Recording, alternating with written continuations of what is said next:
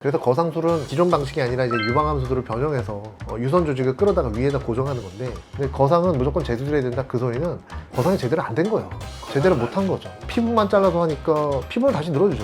유방은 굉장히 무겁단 말이에요. 유선 조직 자체가 위에 있으니까 좀 덜 처지겠죠.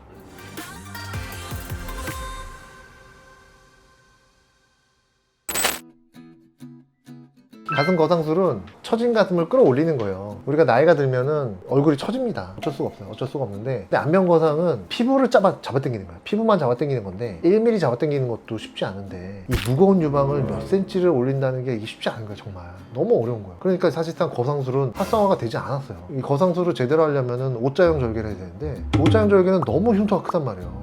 너무 흉터가 크니까 O자형 절개를 하는 병원들도 별로 없는 거죠. 6시간 이상 걸리니까 기본적으로. 그래서 거상술은 기존 방식이 아니라 이제 유방암 수술을 변형해서 유선 조직을 끌어다가 위에다 고정하는 건데, 물론 시간이 지나면 처지긴 할 거예요. 근데 물론 처음보다 나은 거죠. 제가 그런 말씀드려요. 10년 내로 다시 오시면 제가 다시 해드리겠다고. 근데 아직은 그런 분들이 별로 없어요. 10년이 넘어서는 뭐 생각이 바뀔 수도 있고, 처지더라도 올려놨기 때문에 덜 처지는 거죠.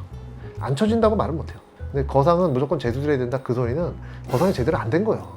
제대로 못 한 거죠. 못했다라는 거는 뭐 수술법의 차이가 있을까요? 그 수술법의 차이라고 하죠. 유방을 유선 조직을 잘라서 올려놔야죠. 피부만 잘라서 하니까 피부는 다시 늘어지죠. 유방은 굉장히 무겁단 말이에요. 유선 조직 자체가 위에 있으니까 좀 덜 처지겠죠. 혹시 가슴 거상을 뭐 상담하러 오는 연령층들이 있나요? 출산을 하면 가슴이 다 처져요. 어쩔 수가 없어요, 진짜. 여자의 몸은 출산 전으로 바뀌어요. 굉장히 큰 변화를 겪는 거예요.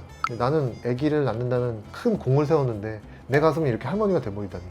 약간 커졌다 작아졌다 커졌다 작아졌다 반복되면 처질 수밖에 없어요. 그때 초반이 왔다 그러면 거의 대부분 20kg 30kg 뺀 거예요. 그런 분들이 꽤 많아요.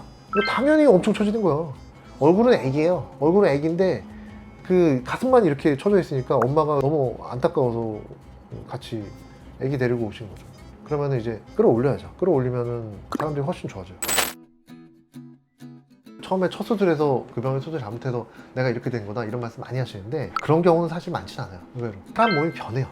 변화를 겪는 거예요. 쌍꺼풀을 인생에서 3번 한대요. 20살 때 한 번 하고 40살에 한 번 하고 60살에 한 번 한다는 거예요. 쌍꺼풀을. 사람 몸이 변하는 거예요. 그러니까 10년마다 지나면서 보형물을 갈아줘야 된다 이런 표현이 있지만, 사실 제 생각은 10년에 한 번 수술하는 이유는 사람 몸이 변해서 그래요. 그러니까 그에 맞춰서 해주는 거예요. 가슴 성형은 10년마다 한 번씩 해야 된다는 얘기가 어떻게 보면 맞는 얘기이기도 해요. 사람 몸이 변하니까.